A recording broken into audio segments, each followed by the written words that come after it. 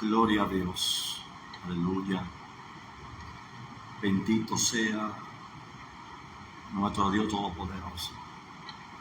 En esta hermosa mañana de hoy viernes, nos sentimos privilegiados por la gracia, la misericordia, la bondad de Dios para con cada uno de nosotros en este hermoso día. Les saludamos desde República Dominicana a todos mis hermanos.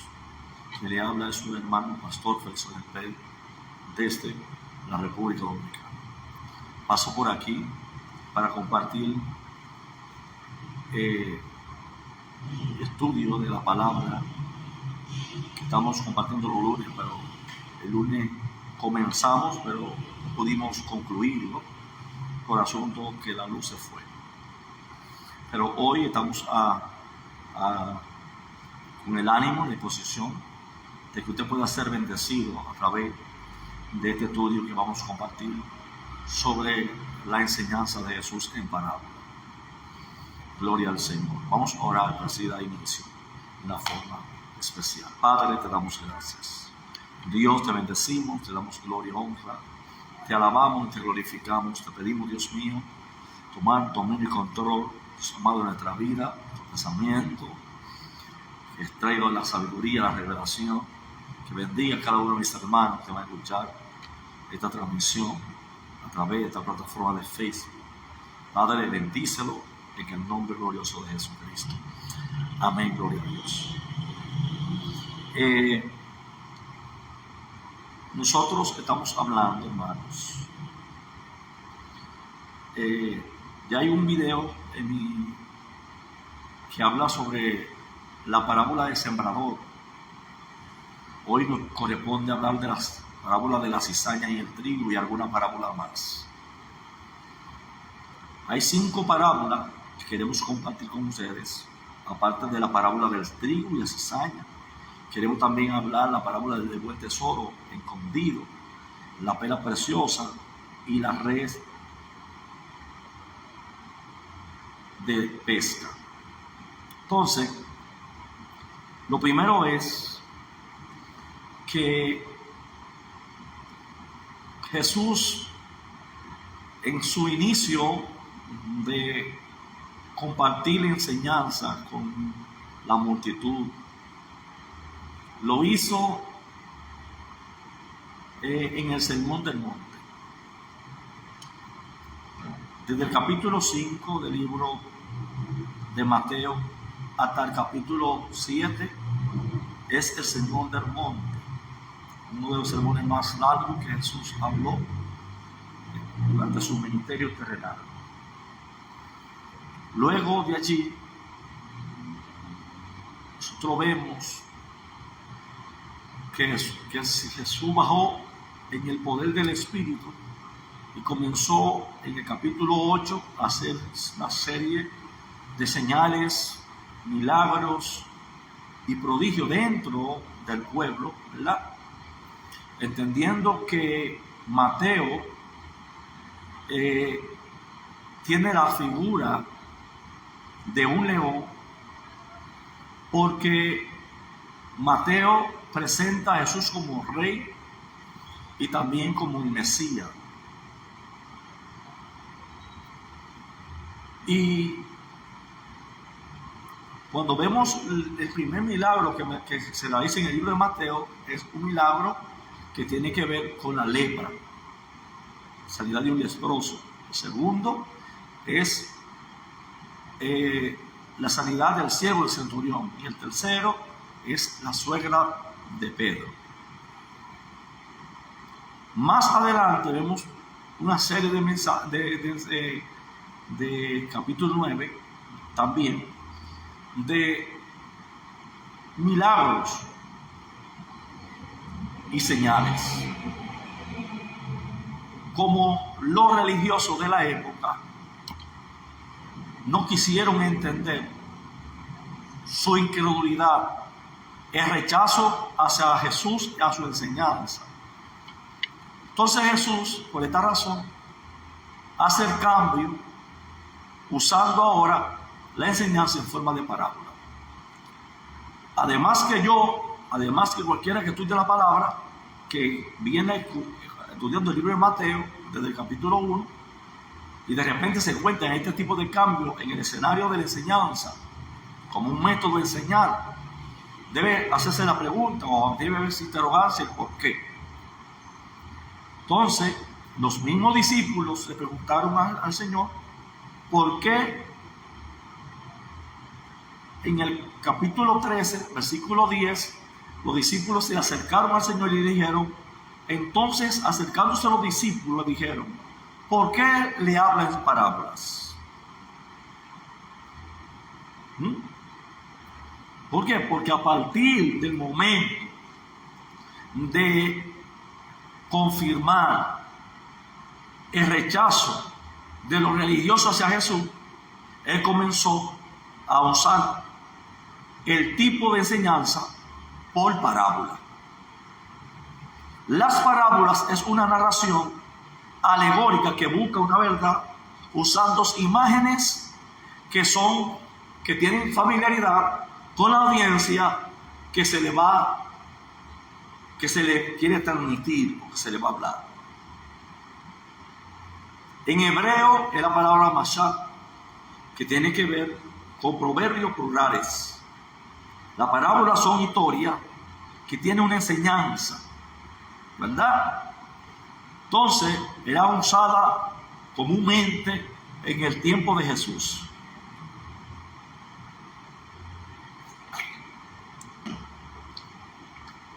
Entonces, el mismo capítulo 13, versículo 11 al 13, Jesús le da respuesta por qué razón hace el cambio de sermón y comienza a enseñar a parábola, a enseñarle en parábola. El profeta Isaías, 700 años antes, había anunciado o había hablado, o 70 años antes había anunciado o había hablado sobre un corazón duro que por la dureza tiene sordera y tiene ceguera y le es imposible poder escuchar la palabra. En Isaías capítulo 6, versos 9 y 10. Entonces, en el capítulo 13 del libro de Mateo, versículos 14 al 15, de la manera que se cumple en ello la profecía de Isaías, que dijo, de oído te oiré y no entenderé, y viendo veré y no percibiré, porque con el corazón de este pueblo se ha engrosado, y con los ojos oyen pesadamente, y han cerrado sus ojos para que no vean con los ojos y oigan con los oídos, y con el corazón entiendan y se conviertan y lo saben. Había ya incredulidad, había ya rechazo y había dureza en los religiosos de la época en que Jesús comenzó su ministerio. Había rechazo a su enseñanza, había rechazo a sus ministerios, por eso el Señor comenzó a hablar en forma de parábolas. Aquí se cumple lo que estaba diciendo el profeta Isaías en el capítulo 6, versículos 9 al 10. Entonces, uno de los propósitos principales de las parábolas es explicar con ejemplo concreto verdades o atratas, y la parábola de Jesús debían ayudar a los oyentes. Pero Jesús explica la falta de entendimiento, por qué aquellos viendo no ven y oyendo no entienden.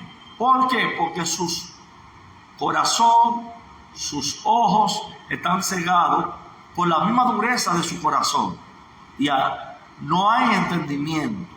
Por eso es imposible entender. Entonces, por más intelectual que sea la persona, cuando se endurece el corazón, porque hay personas que son intelectuales en muchas áreas, abogados, doctores, profesionales y aún científicos, pero cuando usted le habla de la palabra, salta con ciertas respuestas, ¿verdad?, inadecuadas, y son intelectuales, porque no importa, personas estudiadas, personas que eran conocedoras, pero cuando se habla de la palabra de Dios, no son capaces de entender.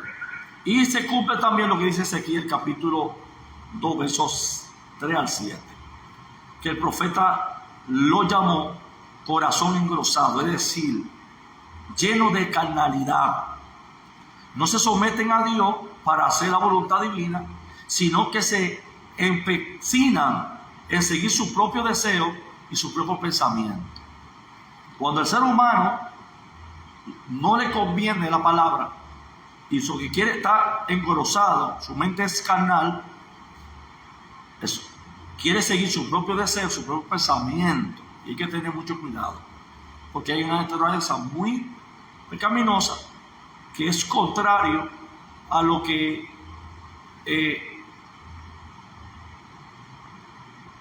puede ser beneficioso para la vida espiritual y para el crecimiento. Lo contrario al corazón duro es que hay que ser humilde. Están los humildes de corazón, cuyos ojos son abiertos a estar dispuestos a oír y hacer. Mateo capítulo 13, versículo 9, recordamos que en hebreo la palabra oír es shema, que implica oír y hacer. Lleva no solamente el oír, sino también la acción de hacer aquello que obedecer a aquello que estamos escuchando. Entonces, para entrar ya en la materia, Jesús habló en diferentes parábolas, la parábola del sembrador, que ya hablamos de ella en el otro estudio, y hoy queremos hablar de qué es el trigo y la cizaña. Jesús contó otras parábolas en ese día, usando la imagen de la semilla, pero dándole otro giro. En el versículo 24 al 30 se refirió a otra parábola diciendo: el reino de los cielos es semejante a un hombre que sembró buena semilla en su campo, pero mientras dormía los hombres, vino el enemigo y sembró cizaña entre el trigo y se fue. Y cuando salió la hierba y dio fruto, entonces apareció también la cizaña. Vinieron entonces los siervos del padre de familia y le dijeron: Señor, ¿no sembraste buena semilla en tu campo? ¿De dónde pues tienes cizaña? Él le dijo: un enemigo ha hecho esto. Y los siervos le dijeron: ¿quiénes pues que hallamos y arranquemos? ¿Quiere pues que vayamos y arranquemos? Él le dijo: no sea que al arrancar la cizaña arranqué también el trigo. Arranqué con ella el trigo. Dejad crecer juntamente los unos y los otros hasta la siega. Y al tiempo de la siega, yo diré a los segadores: recoge primero la cizaña y atarla en manojo para quemarla, pero recoge el trigo en mi granero. En un sentido natural, el trigo y la cizaña son físicamente muy parecidas. Parecen una a la otra. La diferencia deja su claridad o se nota es en el momento de la cosecha. En el momento de la cosecha es que el trigo da fruto y la cizaña no da fruto. La cizaña no da fruto. El trigo sí da fruto.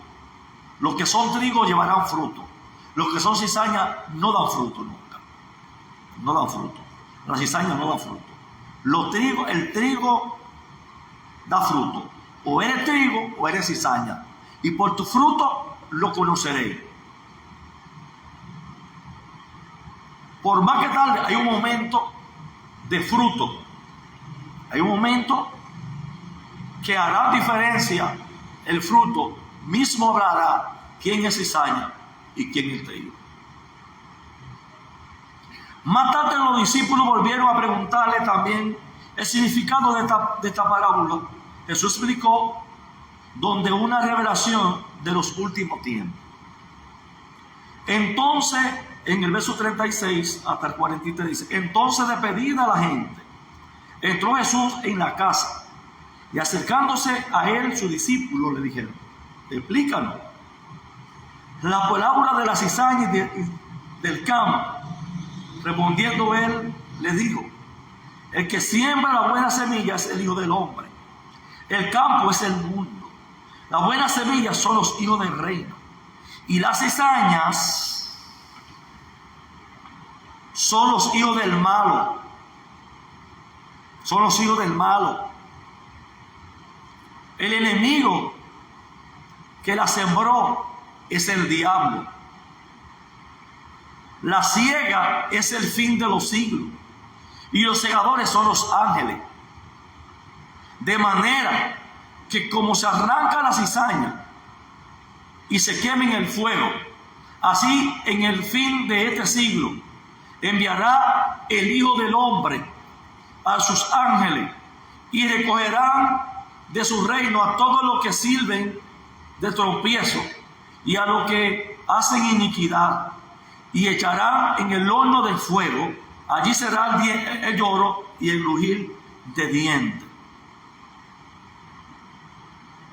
Entonces los justos resplandecerán como el sol en el reino de sus padres. El que tiene oído para oír, oiga.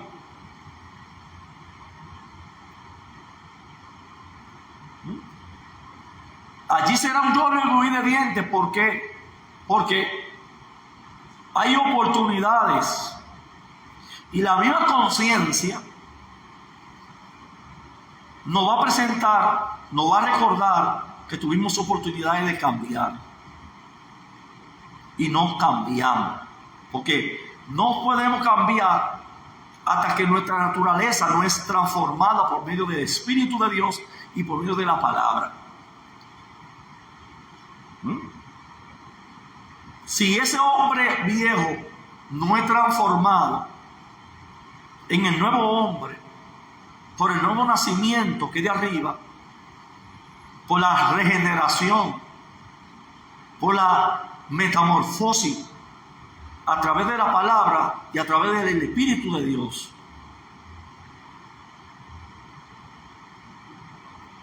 entonces, en este último versículo Jesús está refiriéndose a uno de los versículos de Daniel que habla del juicio final. En Daniel capítulo 12, versos 2 y 3 dice: y muchos de los que duermen en el polvo de la tierra despertarán, unos para vida eterna y otros para ignominia, para el desprecio eterno. Lo uno para la vida eterna. Los entendidos brillarán como el resplandor del firmamento. Y los que quieren a muchos y lo que guiaron a muchos, a mucha justicia, como las estrellas, para siempre brillarán. Los que aman y los que guían a otro hacia la justicia, no el que guía a otro hacia el rencor, hacia la crítica, hacia la murmura, hacia la división, hacia la contienda. La palabra ahí es clara. Así como el trigo y la cizaña, lo que diferencia a los hijos de Dios es que son ellos que dan fruto de vida, mientras que los otros no dan fruto. Como dijo Jesús en el Sermón del Monte, por su fruto lo conoceréis, en Mateo capítulo 7, verso 20. Por su fruto lo conoceréis. Mateo capítulo 7, verso 20. Entonces, otras 5 parábolas más, aparte de estas 2, Jesús continúa hablándola. Vemos al Señor en diferentes tiempos usar parábolas, aún el mismo Dios, como una forma de ilustrar una verdad, de una enseñanza. Vemos la parábola de Jeremías, de Ezequiel.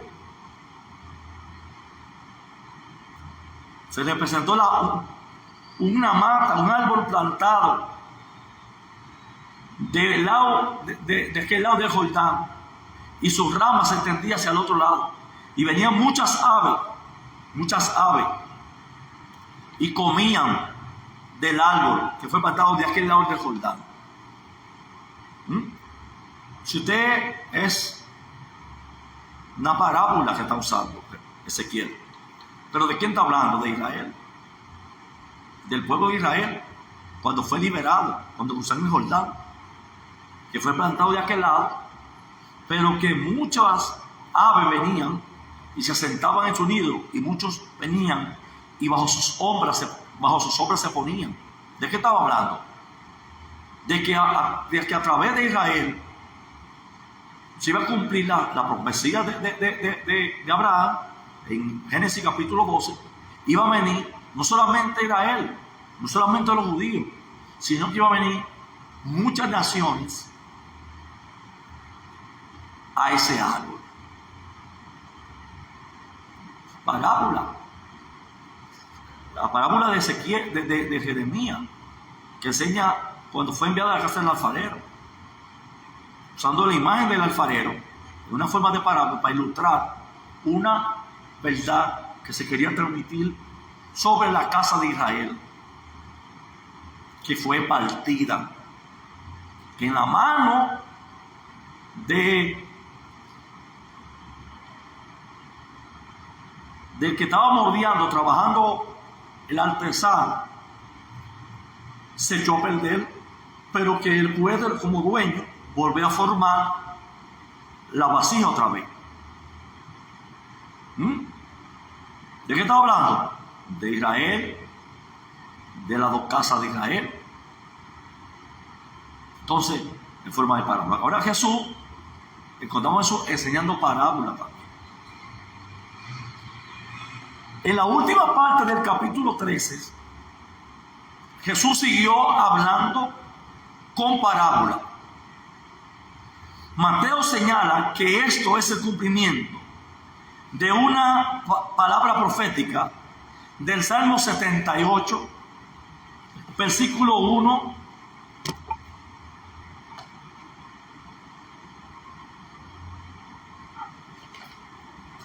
al 3.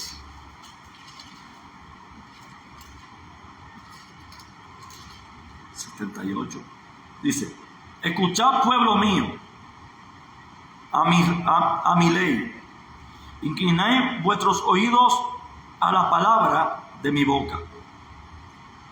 Abriré mi boca en parábola, hablaré cosas escondidas desde tiempos antiguos, las cuales hemos oído y entendido que vuestros padres nos las contaron. Entonces, aquí fue escrito por Asaf, ese salmo, un profeta. Mateo capítulo 13, verso 35. De hecho, todo lo que escribieron los santos deben pertenecer a una categoría. Este versículo del Antiguo Testamento presenta un mandato a obedecer la ley de Moisés. La declaración, escucha mi ley, se encuentra unas 32 veces en el Antiguo Testamento, pero una vez en el Nuevo. La razón es sencilla: Jesús cumplió toda la ley y la fe en Él, y lo que Él hizo en la cruz hace que los creyentes morir a la ley. Romanos 7, capítulo 4. Entonces, esto fue citado por Mateo con respecto a Cristo. Ya hablamos en el capítulo donde, en el capítulo 13, verso 35. Todo esto habló Jesús en parábola a la gente, y sin parábola no le hablaba, para que se cumpliese los dichos por el profeta. Una cosa, quiero hacer un paréntesis. Ustedes saben que cuando se cuenta en la Biblia, en el Nuevo Testamento, aquello que fue dicho por el profeta, ¿verdad? Recuerde que se refiere cuando aún la Biblia no tenía, que nada más la Biblia estaba escrita sin ningún tipo de división, ¿verdad? Por ejemplo, el libro de Isaías no tenía división de capítulos ni de versículos. Cuando se refiere es que para que se cumpliera lo que fue dicho por el profeta Isaías, lo que fue dicho por el profeta Isaías, no cita el texto, ¿verdad? Ahora ya que tenemos, gracias a Dios, gracias a que Steve Langton y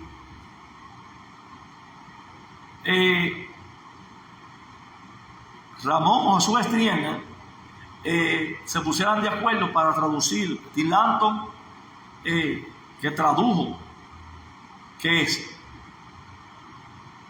maestro de una universidad, y vio la necesidad de comenzar a agregar a la Biblia la división de capítulos, y tiene la visión de los textos, de los versículos y de la coma. Entonces, por eso usted encuentra, esto fue dicho por el profeta Isaías. Encontramos muchas referencias, ¿entiende? Entonces,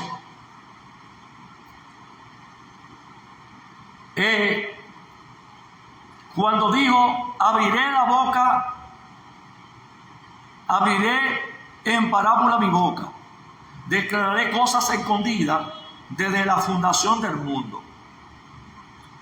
La parábola del tesoro escondido. Además, el reino de los cielos es semejante a un tesoro escondido en el campo, el cual un hombre halló y lo esconde de nuevo, y gozoso por ello va y vende todo lo que tiene y compra aquel campo. Jesús nos enseña un principio de vida. La persona invierte en aquello que consideran más valioso. Uno lo da todo porque es importante, aún sacrificándose otras cosas por ello. ¿Por qué? Porque entiende que es de gran importancia. Jesús, como dijo en el Sermón del Monte, donde está vuestro tesoro, allí está vuestro corazón. en Mateo capítulo 6, verso 21. ¿Por qué Jesús utiliza la palabra tesoro? Porque algunas personas decimos que en una parábola se usa imagen alegórica para ilustrar una verdad. Mayormente se utiliza una parábola, una imagen que tenga familiaridad con la audiencia que se le va a hablar. Se está hablando a personas que tienen asuntos de valor y que entienden que necesitan un cuidado y que se necesita esconderse por el valor que tienen. Jesús está usando la parábola de la misma manera para hacerlo a nosotros entender el valor que tiene el reino de los cielos. Instando a que el hombre pueda poner en el corazón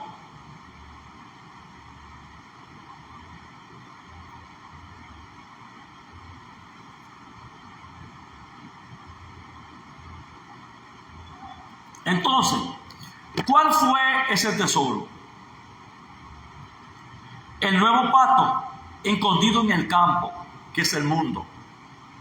El tesoro que vino a poner es el nuevo pacto, la buena nueva de salvación, el evangelio, en el campo que es el mundo,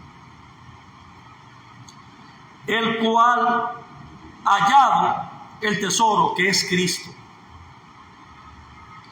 El hombre lo encubre y de gozo de ello va y vende todo lo que tiene y compra el campo. La moraleja es que Cristo vale más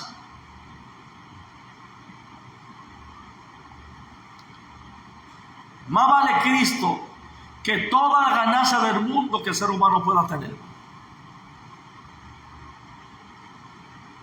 Cristo vale más que toda la ganancia que el mundo pueda ofrecer. Tenemos otra parábola, que es la parábola número Z. La quinta,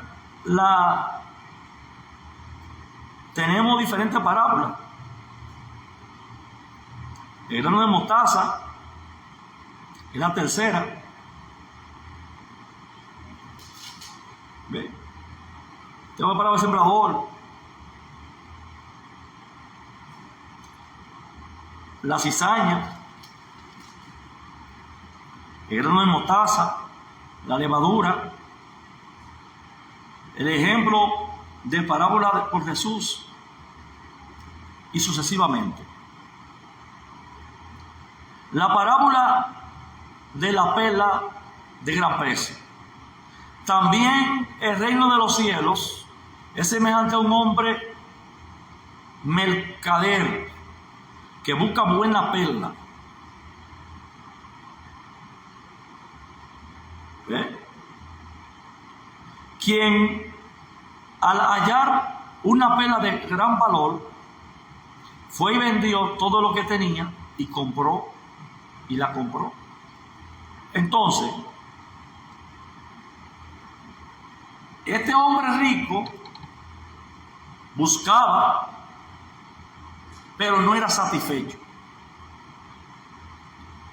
Y con razón. La perla es la única sustancia en el hombre que no puede perfeccionar. Esta perla representa, es decir, la perla es la única sustancia que puede perfeccionar al hombre. Dijimos que en la parábola, un hombre que el reino de Dios es semejante a un hombre mercader que busca buena perla, pero no se sacia. Porque Cristo es la única perla que puede satisfacer las necesidades humanas en el ser humano. El rico, por más rico que sea, quiere más. Por más que tenga, quiere tener más. Jesús nos enseña que Él satisface todas las necesidades del ser humano y que esa perla preciosa es Cristo. La parábola de la red, séptima parábola. Asimismo, el reino de los cielos es semejante a la red que echada en el mar recoge toda clase de peces, la cual está llena. La sacaron a la orilla y sentándose recogieron lo bueno en un vaso y lo malo lo echaron fuera. Así será el fin de los siglos. Presta atención. Saldrán los ángeles y apartarán a los malos entre los justos y lo echarán en el horno de fuego. Allí será el lloro y el crujir de dientes. Vamos a ver. Debe haber un clarito de esto. Así.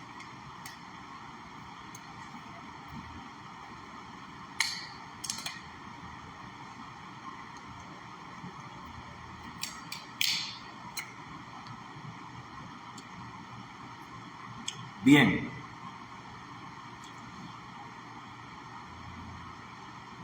Entonces,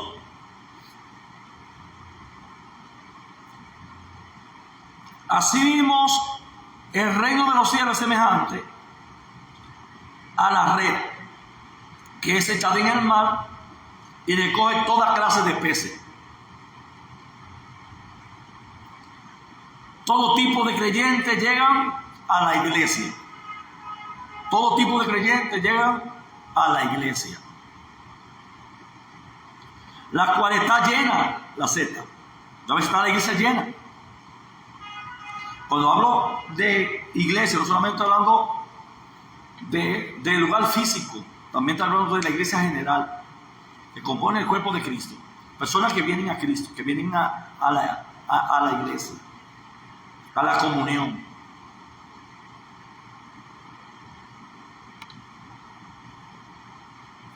La cual está llena. Cuando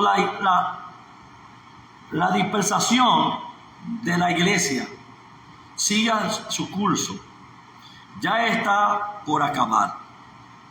La separación de la cizaña y el trigo. Sacaron a la orilla y se sentaron, recogieron lo bueno en vasos y lo malo lo echaron fuera. La separación de la cizaña y el trigo. A final de los tiempos saldrán los ángeles y apartarán los malos entre los buenos. Los justos son los que confían en Cristo y en la cruz. Y lo echarán los malvados en el horno de fuego, que es el juicio del gran trono blanco. En Apocalipsis capítulo 20, versos 11 al 15. Así, allí será el lloro y el crujir de dientes. Cada una de las parábolas tiene una enseñanza. Y nosotros tenemos que ver que Jesús está aplicando la siguiente analogía.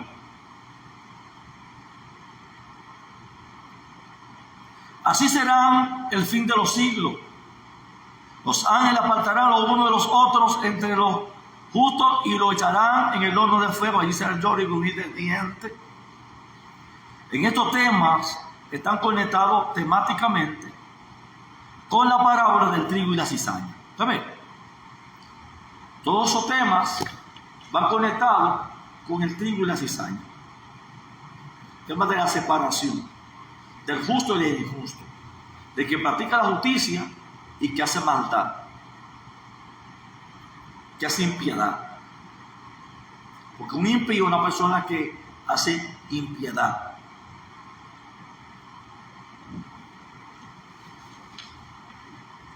Entonces, otra parábola contó ese día, tiene que ver con el arbusto de parábola, de la mostaza. Eso, presta atención aquí.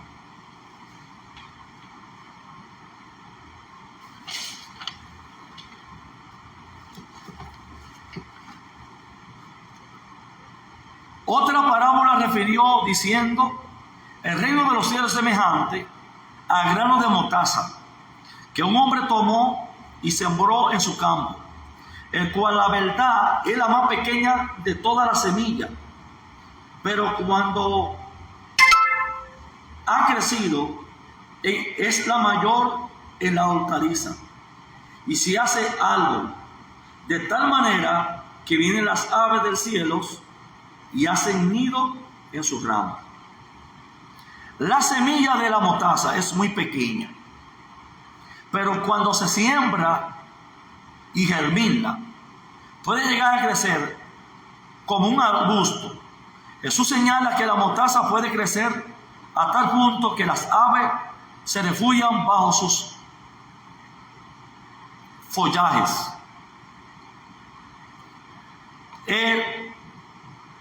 Cuando hablamos de la mostaza y hablamos de fe, no estamos hablando en materia de que es grande o pequeña la fe, ¿verdad? Sino es la profundidad, la resistencia que tiene la mostaza, la profundidad que adquiere la mostaza. Es ahí que está el secreto. Porque la mostaza, algunos lo predican, si tuviera fe como un grano de mostaza, le diría a esa mostaza: ya muévete. Hay una enseñanza de Jesús. Entonces, si tuviera fe como un grano de mostaza, no está hablando porque no mostaza es chiquito. No está poniéndole tamaño a la fe,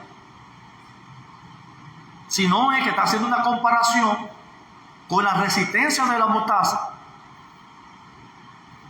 siendo una semilla más chiquita, lo resistente que es y lo fuerte que es. Es a eso.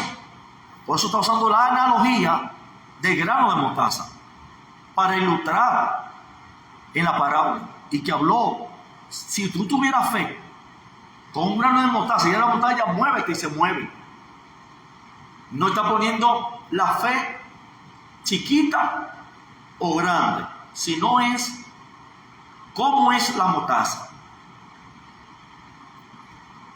la resistencia que ella tiene.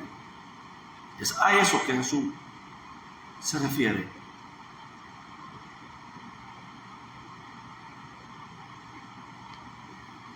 Amén. Entonces, las enseñanzas de esta parábola es que no menospreciemos el día de las pequeñeces. En la parábola de Zacarías, capítulo 4, verso 10, Jesús tuvo un inicio pequeño, según la expectativa que tenía del Mesías, pero ahora su ministerio ha crecido y ha alcanzado a todo el mundo. Ahora millones de personas creen en el Dios de Israel y han sido escogidos como pueblo de Dios, según Gálatas capítulo 3, verso 26 al 29.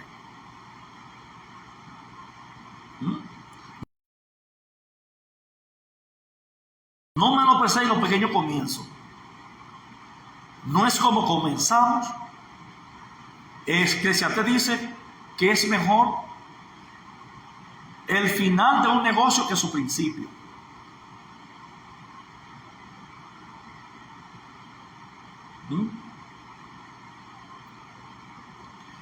También dice que es mejor la casa del luto que la casa del banquete. Eso tiene que interpretar. Tenemos la parábola de la levadura. Una última parábola tiene que ver con la levadura. Otra parábola le dijo: el reino de los cielos es semejante a la levadura que tomó una mujer y escondió en 3 medidas de harina hasta que todo fue leudado. Sobre la última parábola Jesús nos dio una gran explicación, porque era más fácil de comprender, ya que el Señor usaba imágenes que eran comunes al pueblo judío en ese tiempo, aunque tal vez nos dificulte hoy aquello que no vivimos en Israel en ese tiempo. Para asegurarse que había entendido, Jesús le preguntó, Jesús le dijo: ¿habéis entendido todas estas cosas? Ellos respondieron: sí, Señor. Él le dijo: por eso todo escriba, doto en el reino de los cielos, es semejante a un padre de familia que saca de su tesoro cosas buenas, cosas nuevas y cosas viejas. La sabiduría en el reino de Dios no depende de la capacidad intelectual o de los estudios teológicos que podamos alcanzar, sino de un espíritu abierto y dispuesto a recibir la revelación de Dios y también dispuesto a ponerla por práctica. Muchas veces no entendemos la razón por qué Dios manda algo, pero después de hacerlo, logramos que se abra el entendimiento y logramos entender. No hay profeta en su tierra. En una ocasión, Jesús regresó a Nazaret, donde había pasado su niñez. Llegó a visitar a su familia, pero también aprovechó a visitar la sinagoga. Capítulo 13, versos 53 a 56. La gente de Nazaret creía conocer el origen de Jesús y conocía muy bien a su familia, pero ellos le costaba creer que Jesús pudiera ser profeta o ser Mesías. ¿Por qué? Porque familiarizaban la vida de Jesús con ellos. Esto no era un defecto solo de los nazarenos, sino que es una falta humana. Por eso Jesús dijo lo siguiente: y se escandalizaban de él, pero Jesús le dijo: no hay profeta sin honra en su propia tierra y en su casa. Tristemente, el prejuicio no le permitió reconocer al Mesías, y la falta de fe cerró la puerta a los milagros entre ellos, y no hizo muchos milagros allí a causa de su incredulidad. Muchas veces tenemos que tener cuidado con los prejuicios, porque los prejuicios pueden evitar que recibamos la bendición que Dios tiene para nosotros. Muchas veces familiarizamos los llamados al ministerio. Jesús al final le preguntó: ¿entiende? Sí, Señor, entendemos. Ahora les toca a ustedes ponerle en práctica lo que ustedes han escuchado. Y de ahí depende que haya cosas nuevas y se quiten las cosas viejas. Hasta que no practicamos la palabra, no puede haber cambio. No es simplemente con escuchar. Necesitamos entender y necesitamos practicar lo que estudiamos y lo que leemos de estas santas escrituras. Amén. Así que Dios le bendiga, Dios le guarde y